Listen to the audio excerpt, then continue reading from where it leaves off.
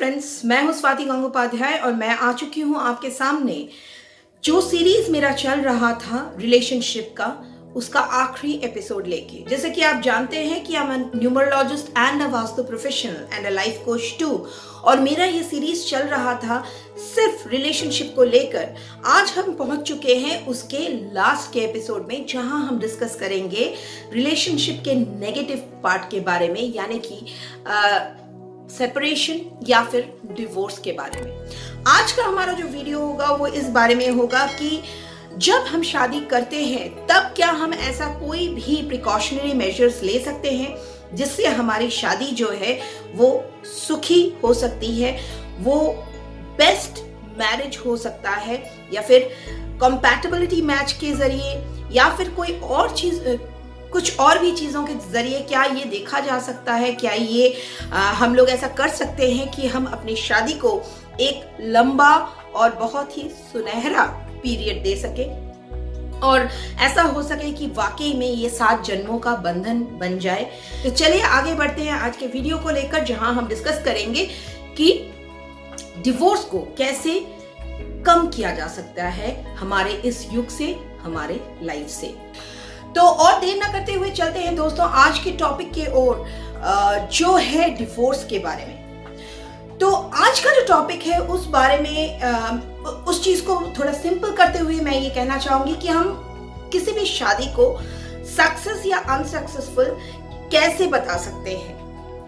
तो अनसक्सेसफुल हो सकता है एक शादी, इस बारे में अगर कोई भी डाउट हो वो किस तरह से अराइज हो सकता है, ये देखते हुए मैं आपको कहूंगी कि 4 ऐसे फिल्टर्स हैं जिसे आपको मैच करवाना पड़ेगा और देखना पड़ेगा कि अगर उसमें से आप सही से उत्तीर्ण होते हैं, आगे बढ़ पाते हैं, पॉजिटिवली आगे बढ़ पाते हैं, और आपका जो है डेट ऑफ बर्थ में वैसा कोई प्रॉब्लम्स नहीं दिखता है आपको, तब आप कह सकते हैं कि आपकी जो शादी हुई है या होने वाली है वो बिल्कुल ही सेफ है और उसमें कोई प्रॉब्लम नहीं हो सकता है। तो पहला जो फिल्टर है, जो पहली चीज है जो हमें देखना होगा वो ये कि क्या आपके साथ आपका पार्टनर का कंपैटिबिलिटी जो है वो सूटेबल है या नहीं। वो पहला पॉइंट रहेगा। जो आप देख सकते हैं पीछे लिंक जा रहा है कंपैटिबिलिटी मैच के बारे में, जो वीडियो है उसका लिंक जा रहा है। कुछ देर बाद एक और लिंक भी आप देख सकेंगे जो है बेस्ट कंपैटिबिलिटी मैच के बारे में, जिसके बारे में मैं वीडियोस इसी सीरीज में बना चुकी हूँ। उसमें जाके आप चेक कर सकते हैं। पहला चीज जो आपको देखना पड़ेगा वो यही देखना पड़ेगा कि जिससे आपकी शादी होने जा रही है क्या आपके साथ उनका कंपैटिबिलिटी मैच होता है।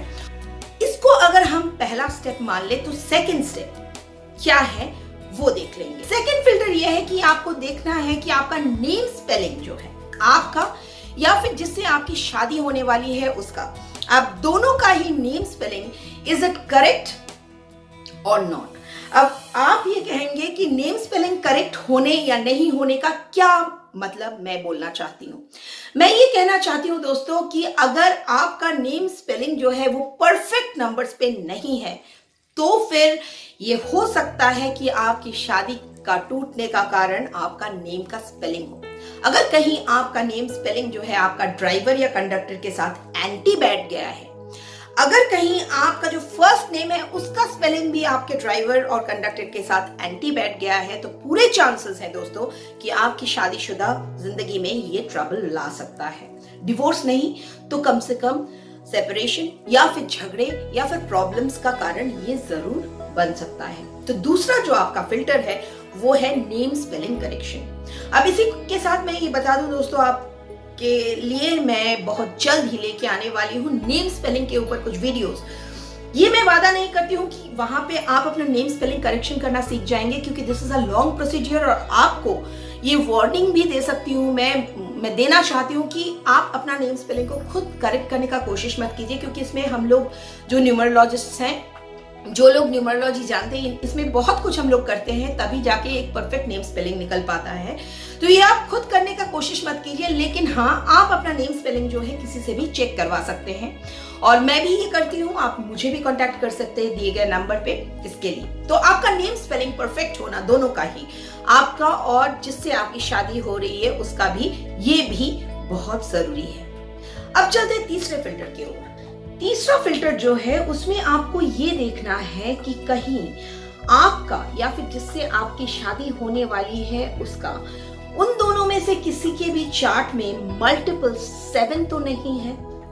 अगर मल्टीपल 7 है तब भी ये एक वार्निंग बेल हो सकता है रिगार्डिंग डिसअपॉइंटमेंट्स। मल्टीपल 7 मतलब एक से ज्यादा बार 7 का होना आपके बर्थ डेट में।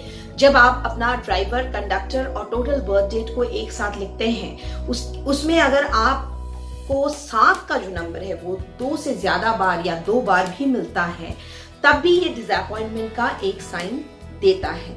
लेकिन अगर किसी के पास सोचिए कि मल्टीपल 7 है लेकिन 5 और 6 दोनों ही नंबर्स के प्रेजेंस है, तब उसका जो इफेक्ट है वो नहीं होगा। लेकिन या फिर होने से भी ऐसा होगा कि जिसमें कोई प्रॉब्लम खास ना हो। लेकिन अगर आपके पास 5 और 6 दोनों ही नंबर्स प्रेजेंट नहीं है कपल्स में, टोटल कपल में, मतलब आप में भी और आपके स्पाउस में भी मिला के भी 5 और 6 का नंबर्स नहीं है, और किसी भी एक के पास मल्टीपल 7s आ जाते हैं, then friends it is a big warning bell कि आपकी शादी जो है वो प्रॉब्लम में जा सकती है।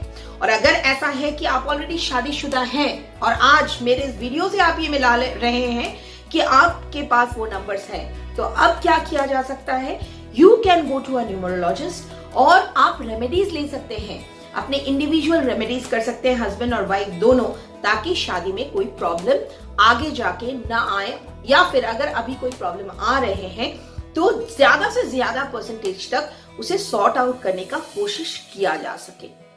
Because there are remedies friends जो आपके रिलेशनशिप को बेटरमेंट के तरफ कम से कम लेके जाया जा सकता है।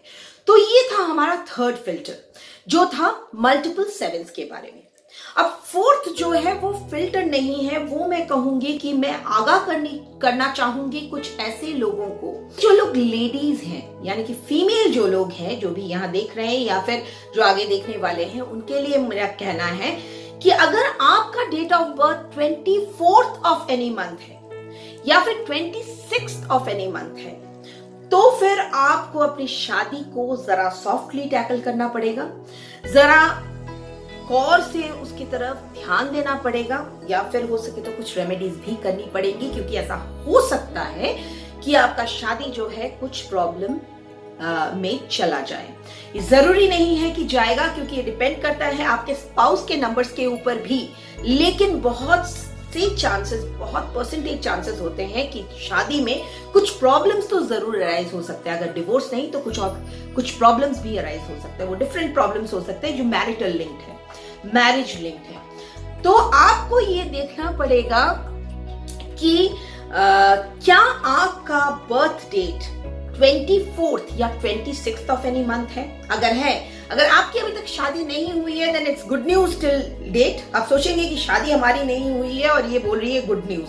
नहीं, वो मैं इसलिए बोल रही हूँ क्योंकि in that case you can match the compatibility to the perfect level. ऐसे जो भी लोग हैं उनको अपना जो कंपैटिबिलिटी मैच करना है, उनको परफेक्ट कंपैटिबिलिटी मैच में जाना चाहिए, तभी उनका जो शादी है पूरी तरह से सक्सेसफुल हो सकती है। तो इसलिए मैं बोल रही हूँ जिनका शादी नहीं हुआ है और 24th या 26th को उनका बर्थ हुआ है, जो भी लड़कियां हैं, लेडीज हैं, उनको स्पेशली मैं बोल रही हूँ, उनके लिए अपना कंपैटिबिलिटी चेक परफेक्ट होना, नेम स्पेलिंग को परफेक्टली रखना और अपने वास्तु को भी परफेक्टली रख पाना जितना हो सके, that is very essential for that. Now this is about the last filter what I am talking about. Now coming to the males and the females both. दोनों के लिए एक डेट जो है काफी डेंजरस साबित हो सकता है शादी या रिलेशनशिप के बारे में, that is 29th of any month, मतलब मैरिटल रिलेशनशिप के बारे में। ऐसा हो सकता है, ये जरूरी नहीं है कि जो भी मैं फिल्टर्स बता रही हूँ उससे डिवोर्स ही हो जाए। ऐसा हो सकता है कि सेपरेशन हो जाए, ऐसा हो सकता है कि दोनों में रिलेशन अच्छा है लेकिन दोनों करीब नहीं आ पा रहे किसी वजह से, maybe due to job, maybe due to transfer, maybe due to baby issues कुछ प्रॉब्लम अराइज हो रहा है, या फिर फैमिली में इन लॉज में कुछ प्रॉब्लम अराइज हो रहा है। कुछ भी करके मैरिटल इश्यूज ये क्रिएट कर सकते हैं। तो 29th का जो डेट है उसके बारे में भी आप लोगों को केयरफुल रहना पड़ेगा, उन लोगों को भी केयरफुली अपना मैच ढूंढना चाहिए, यानी कि ये सारी फिल्टर्स उनको देख कर ही आगे बढ़ना चाहिए। तो these are the 4 filters of numerology. Now coming to the vastu. जहां तक वास्तु की बातें हैं उसमें मैं बहुत ज्यादा डीप तो नहीं जा सकती हूँ, क्योंकि वो हर घर के लिए अलग होगा, हर इंसान के लिए अलग से कस्टमाइज्ड होते हैं ये चीज, कि उनका जो डेट ऑफ बर्थ है, उनका जो घर का डायरेक्शंस वगैरह है, एलिमेंट्स है, वो सारी चीजें सही है या नहीं, इसके ऊपर भी बहुत डिपेंड करता है रिलेशनशिप, बहुत हद तक डिपेंड करता है एक मैरिटल रिलेशनशिप। तो वो तो यहाँ पे नहीं हो सकता है, लेकिन अगर हो सके तो keep your vastu at the most possible rate perfect, जितना हो सके उतना परफेक्ट रखने का कोशिश कीजिए। एक बार चेक तो जरूर करवा लीजिए किसी भी वास्तु प्रोफेशनल जो है उनसे, और देख लीजिए कि कोई डिफेक्ट तो नहीं है आपके वास्तु में जिससे आपका मैरिटल प्रॉब्लम अराइज हो रहा है, क्योंकि हर किसी का जो है रिलेशनशिप का डायरेक्शन अलग अलग होता है। उस डायरेक्शन में अगर कोई डिफेक्ट आ जाए तो ये हो सकता है, जो मैं यहाँ on a general basis discuss नहीं कर सकती हूँ, लेकिन एक जनरल टिप दे सकती हूँ जो मैं पहले भी जॉब के बारे में और रिलेशनशिप के बारे में दे चुकी हूँ। फिर से मैं बोल सकती हूँ कि आपका जो नॉर्थ वेस्ट का डायरेक्शन है, ये जनरल टिप है, हर कोई कर सकता है। अगर वो उस जगह पे थोड़ा बहुत भी स्पेस हो जहां आप विंड चाइम को हैंग कर सके, तो जरूर एक पेयर ऑफ विंड चाइम लगा लीजिएगा जो गोल्डन कलर का होना चाहिए, जिसके एक में 5 रॉड्स का होना जरूरी है और दूसरा जो विंड चाइम है उसमें 6 रॉड्स का होना जरूरी है। और दोनों ही विंड चाइम्स में जो 5 रॉड का है और जो 6 रॉड्स का है उसमें एक रॉड 11 इंचेस का होना जरूरी है। ऐसा एक विंड चाइम जरूर टांग दीजिएगा अपने घर में। अगर कोई थोड़ा सा भी स्पेस हो, कोई बैल्कनी हो, कोई ओपन स्पेस हो जहां पे ये विंड चाइम हैंग किया जा सके, तो this will support your relationship, इतना मैं कह सकती हूँ, and it's a general view. अब आगे अगर आपको कोई भी चीज चेक करवाना है, किसी भी चीज के बारे में जानना है, या फिर ये सारी फिल्टर्स आपको चेक करवानी है, तो फिर आप किसी भी न्यूमरोलॉजिस्ट के पास जा सकते हैं, and I am also there always आपको गाइड करने के लिए। So you can go ahead and give me a call. ये जो सीरीज है वो उसका कंप्लीशन यहीं तक का है। So till then, goodbye, take care and may God bless you all.